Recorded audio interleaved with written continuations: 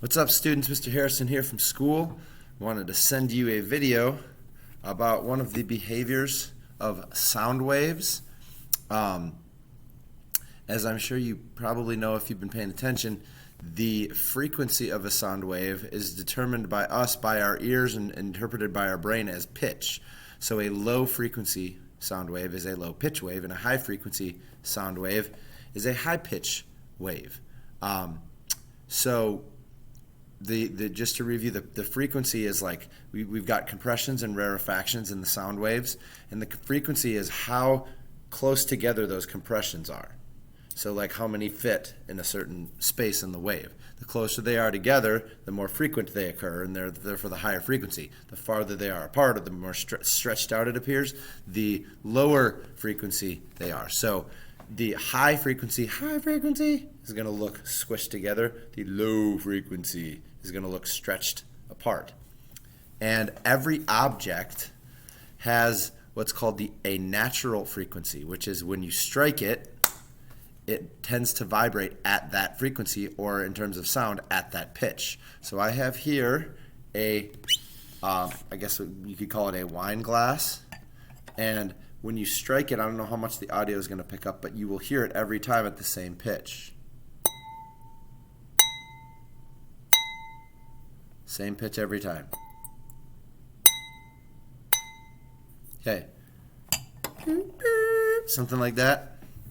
Trying to match it with my voice, but I've kind of had a little frog in my throat issue the last couple days, so I'm going to move this down a little bit.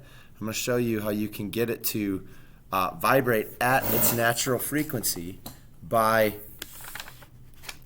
get something behind by doing a little friction work on the top of the glass.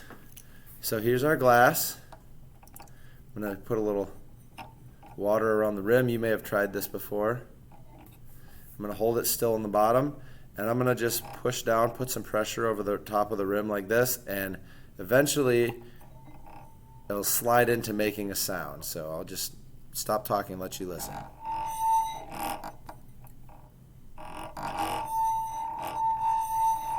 Almost, you can kind of hear it there.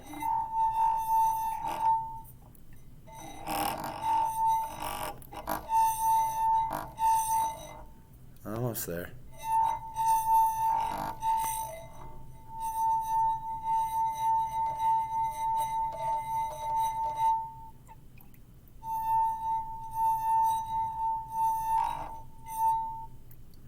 Every time. Same pitch.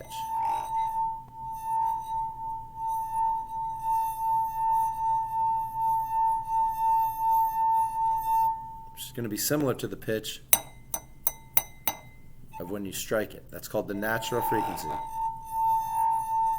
One thing I wanted to show you is if I take this glass and I dump out the water, it'll change the pitch, the natural frequency. It's hard to notice that because there wasn't that much water in it. So I'll fill it up even more. You can see the difference, and this will definitely be different.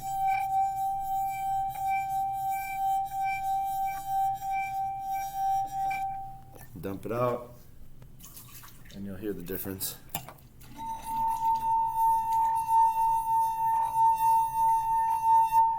So depending on how full it is, it changes the natural frequency of the glass. The reason I say that is I could actually, I'm not going to try to do it because I want to stay safe, and I also don't know that I've ever done it successfully.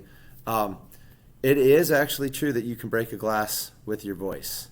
By doing that, you would have to find the natural frequency of the glass and emit a sound wave at that exact pitch or frequency with enough amplitude. And remember, amplitude of a sound wave corresponds to the volume of the sound wave.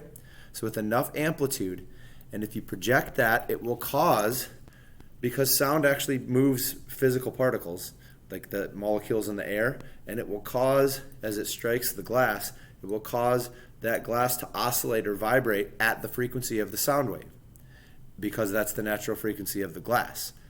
And you know that amplitude is volume, but you also should know that amplitude is just the general amount of energy of a sound wave. And so when we make that sound wave strike the glass, it will cause it to vibrate at that same natural frequency. And if there's enough energy behind the wave, it will vibrate so violently that it actually does shatter. And the whole reason we're talking about this is this illustrates the sound wave behavior called resonance. Everybody say resonance. Resonance is not to be confused with rarefaction or any of the other R words we've been talking about. Resonance is the same word that we get the word resounding.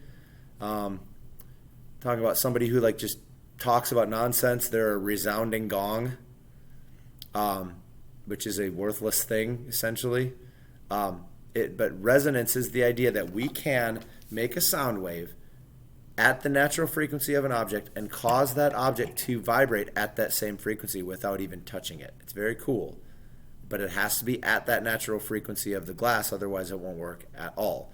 And again, just to review, this concept, this behavior of sound waves, that we can cause a glass to vibrate at its natural frequency by making a sound wave. This is called resonance. Resonance. Don't forget that word. Resonance is how we make the glass vibrate.